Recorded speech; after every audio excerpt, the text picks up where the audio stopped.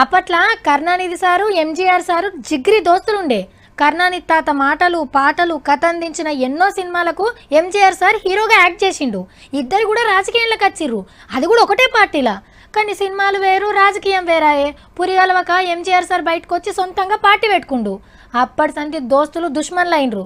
మరి ఇప్పటికి ముచ్చట ఎందుకంటే అప్పటి పాత కథ మళ్ళా యాదకొస్తుంది నాకు గిలను చూస్తుంటే. గా ఇద్దరు దోస్తులు ఎవలో కాదు, రజనీకాంత్ కమల్ హాసన్ సార్లే. భారతీయుడు పార్టీ పెట్టి ఎలక్షన్ల పోటీ చేస్తున్నాడు.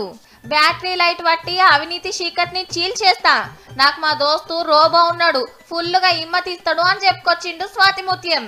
ఇదే ముచ్చటను భాషను అడిగితే సింహం సింగిల్ గానే ఉంటది, ఎవ్వలతో గలవది అని అన్నాడు. ఏమో అనుకున్నాం, రాజకీయంలోకి దిగకుండానే బగ్గనేక్మతులు తెలుసుకున్నాడు సారు. కానీ ఓ 20 ఏండ్ల సంధి ఇదే కథ. ఇగ పార్టీ పెడతాడు ఆగ పార్టీ పెడతాడని లీడర్లు మారిండ్రు, హీరోలు మారిండ్రు. కానీ ఈ సారైతే పార్టీ పెట్టింది లేదు, జెండా ఎగరేసింది లేదు. ఈ పాపరాయుడే తీర్పిస్తాడు, అంతేగాని ఒకళ్ళ తీర్పు నాకు అక్కర్లేదు అనుకుంటుండేమో.